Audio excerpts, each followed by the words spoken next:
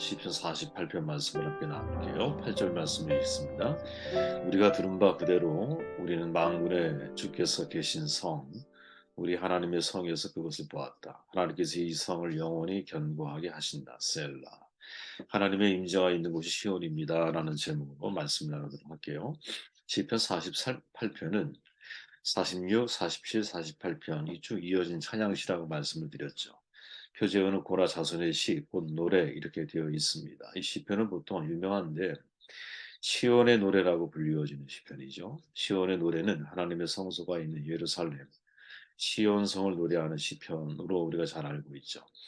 하나님을 피난처로 삼는 사람은 그분의 구원과 인도하심을 받는다고 하는 것이 본 시편의 총 주제입니다.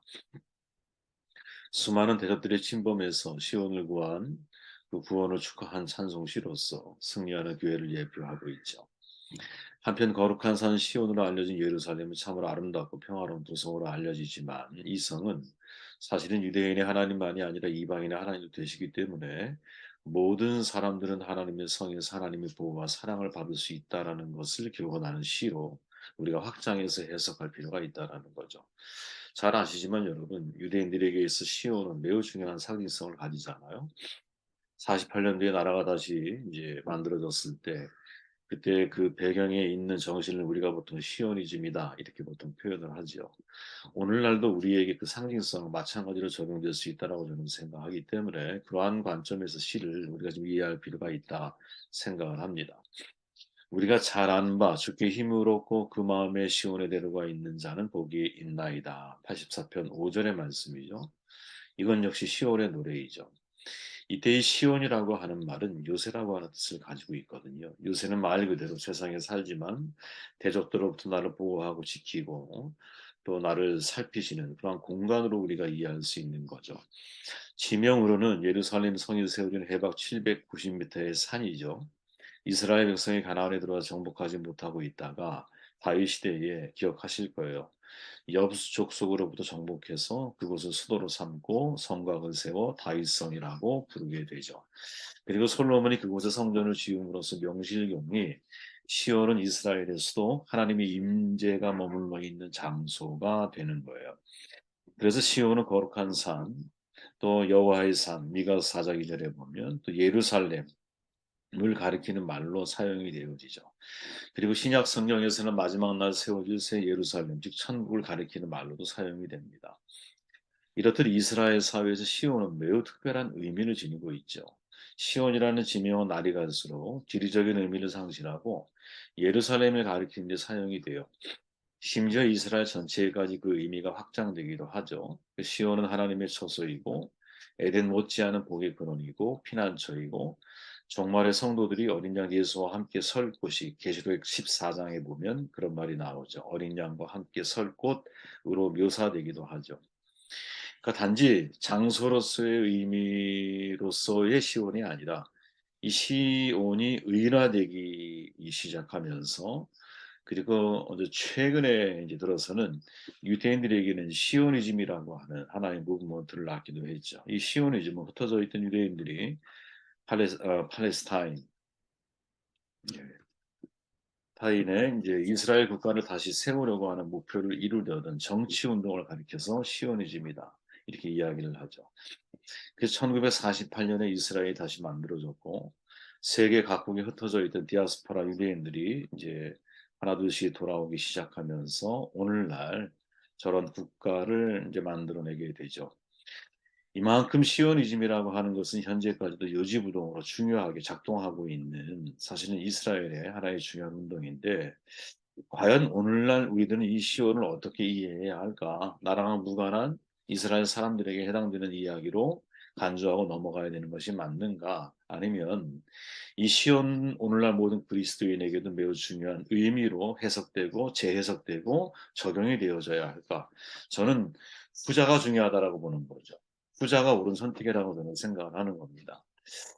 그렇게 시온이란 의미가 우리에게 어떻게 다가와야 할까? 오늘 이 48편 시인의 고백 속에서 바로 그 의미가 무엇인지를 찾으려고 하는 거죠. 3절 말씀에 보니까 하나님은 그 성에 여러 군굴에서 자신의 피난처에 있음을 스스로 알리셨다. 왕들이 모여서 시온산을 치러 왔다가 시온산을 보고 언덕을 잊고 혼비백산하여 도망쳤다. 시온의 노래들은 장소로서의 예루살렘뿐 아니라 하나님께서 보좌에 임재하셔서 다스리는 도성, 그리고 위대한 왕이신 하나님의 도성의 영광을 노래하는 시편들이고, 영적으로는 그 의미가 매우 포괄적이라고 해석하고 있다라는 것. 오늘날 시온의 의미를 어떻게 이해해야 할까? 분명한 건 여러분, 시온의 장소적인 의미보다 영적인 의미를 주목해야 한다라는 거죠. 시인의 고백 속에 답이 있습니다. 3절에 보니까 하나님은 그 성의 여러 궁궐에서 자신이 피난처이심을 스스로 알리셨다. 아멘. 바로 이거죠. 시온은 하나님의 임재의 개념이라는 거예요. 시인은 시온으로의 피신을 하나님께로 피하는 것이라고 설명을 하고 있죠. 그 결과 주변의 많은 왕들이 모여서 시온산을 치러 왔을 때 시온을 보고는 넋을 잃고 혼비백산하여 도망을 치죠. 시인의 관점에서 하나님께로 피하는 사람들을 보호해 주시는 곳이 시온산이죠. 다른 말로 하나님의 임재가 있는 곳, 그것이 바로 시온이 되는 거예요. 우리의 가정에 하나님의 임재가 있다. 여기가 시온이죠, 여러분. 또 하나의 가족인 교회 공동체 하나님의 임재를 경험하고 있다. 그곳이 시온이죠. 여러분들이 광야길을 걷고 있을 때 하나님의 임재가 있다. 바로 그것이 시온인 것이죠. 그죠? 1절 말씀에 이렇게 말하죠. 여호와는 위대하시니 우리 하나님의 성 거룩한 산에서 극진히 찬양받으시리로다. 아멘. 시인은 우리 하나님의 성 거룩한 산 그 시온에서 극진히 찬양을 받으실 거라고 고백을 하죠. 왜 이런 고백을 할 수 있느냐? 하나님의 임재를 보고 찬양하지 않을 사람이 어디 있겠어요. 그죠? 여러분, 우리가 하나님의 임재를 체험할 때 우리는 정말 신비로운 경외감에 사로잡히게 되는 것을 경험을 하죠. 하나님의 임재가 우리 가운데 있을 때 찬양이 터져 나오는 것을 경험을 하죠. 때로는 방언으로 찬양하기도 하고, 때로는 내 영이 정말 하나님 앞에 내 영으로 찬양하게 되는 그런 경험을 할 때가 있죠. 성령의 임재하심 속에서 내가 성령과 혼연일체돼서 나의 고백이 입술로는 내가 고백을 하고 있지만 사실은 이 고백이 나의 고백이 아니라 내 영이 하나님 앞에 찬양을 드리고 있다라는 것을 경험을 하는 때가 있죠. 하나님의 임재가 우리 가운데 있을 때 우리는 사실 그런 찬양을 하나님 앞에 드릴 수밖에 없다라는 거죠. 하나님의 임재를 직접적으로 경험하게 될 때는 정말 하나님의 위대하심에 대해서, 하나님의 영광에 대해서 감히 인간이 인간의 언어로 표현할 수 없는 그 놀라운 경외감에 대해서 우리는 찬양으로 드리게 되는 것을 경험을 하게 되거든요. 아마 여러분들 가운데 이런 경험을 하신 분들이 분명히 있을 거예요. 2절 하반절에 북방에 있는 시온산, 이게 이제 찬양으로 찬송가, 복음성가죠. 복음성가라도 만들어져 있잖아. 그죠? 북방에 있는 시온산이라고 표현은 해석에 논란이 있는 부분인데, 이 북방을 의미하는 히브리어가 사폰이라고 하는 단어예요. 북쪽을 가리키는 말인데, 당시 고대 근동, 특히 가나안 사람들의 관습적으로 신들이 거하는 성산을 가리킬 때 쓰는 말이 사폰이었어요. 그렇다면 시인은 단순히 북쪽 산을 의미한 것이 아니죠. 가나안 사람들이 믿는 바 사폰이 거하시는 하나님, 유일하신 하나님은 여호와밖에 계시지 않는다라고 말하고 있는 거죠. 그러니까 가나안 사람들이 생각할 때 신들이 임하는 곳이 사폰인데, 지금 북방에 있는 시온 산이라고 표현하는 것은 뭐냐면 하나님은 그 어떠한 장소에서도 하나님이 되십니다. 즉 하나님의 임재가 있는 바로 그 장소가 시온이라는 거죠. 그래서 야곱은 여러분 광야에서 하나님의 임재를 경험하잖아요. 하늘 사닥다리. 그리고 그곳이 바로 베델이 되는 거예요. 하나님의 집. 그곳이 시온인 거죠, 여러분. 스데반 집사는 여러분 출애굽 과정을 광야교회라고 표현하잖아요.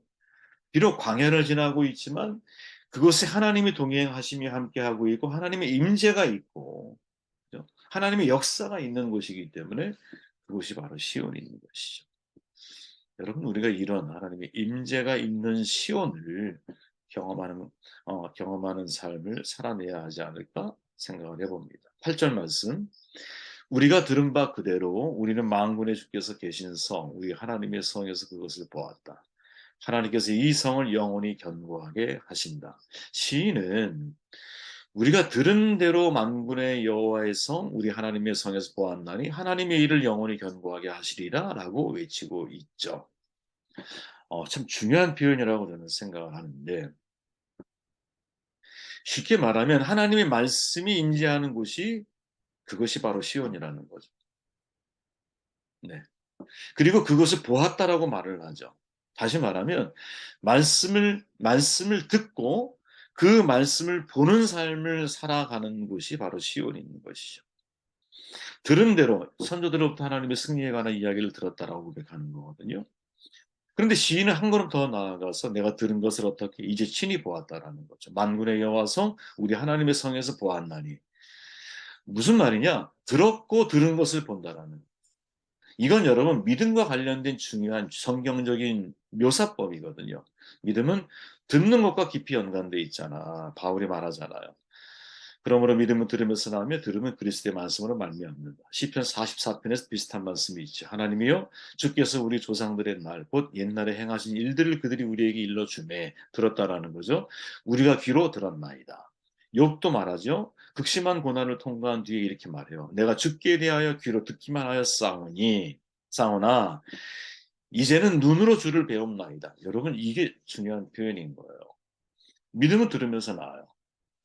그런데 여러분 들으면서 멈추는 것이 아니라 듣는 것을 믿음을 이제 어떻게 보아야 한다라는 거지. 어떻게 볼까요? 말씀 순종을 통해서.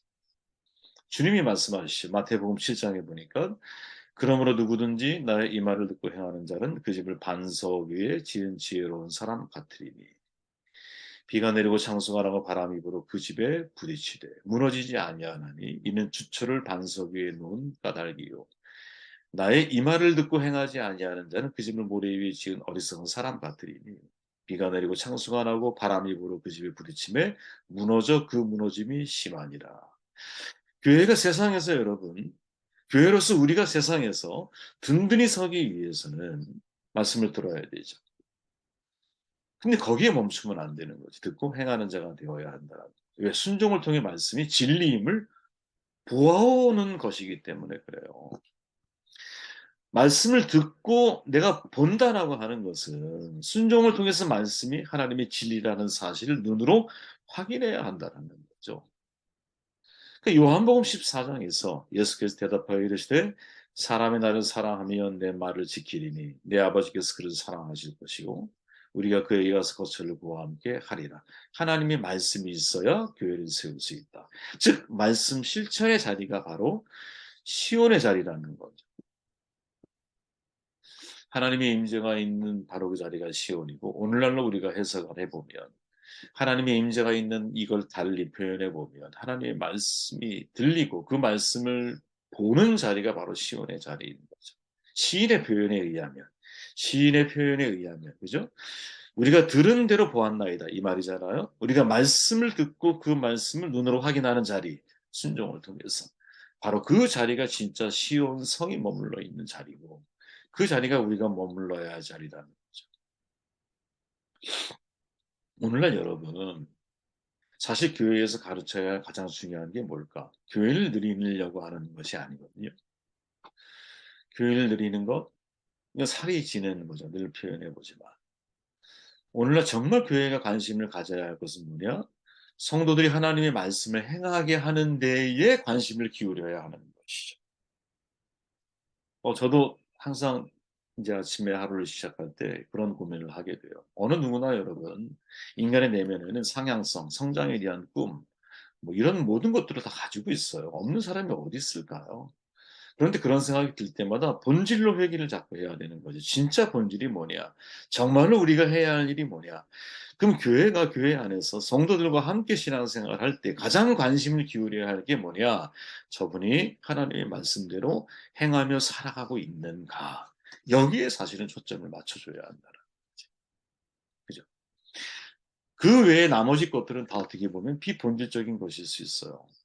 그분이 살고 있는 삶의 터전이 하나님의 선교지임을 알아서 그 자리에서 어떻게 말씀을 실천하며 살아가고 있는가 여기에 초점을 맞춰서 우리가 서로를 바라보고 서로의 신앙의 발전과 진보를 도와야 한다는 거지. 그죠? 그게 목회자의 가장 중요한 책임이 아닐까? 그죠? 단 한 명이라도 자신이 살고 있는 가정, 자신이 살고 있는 선교지에서 하나님의 말씀의 실천자가 돼서 말씀을 듣고 그 말씀이 진리임을 삶의 현장에서 보며 살아갈 수 있도록 돕는 거. 이게 여러분 이게 시온의 삶을, 이게 어떻게 보면 진짜 우리가 추구해 가야 할 시오니즘이 아니겠는가, 그런 생각을 해보게 되었습니다. 제가 기도하고 여러분께 기도하시기 바랍니다.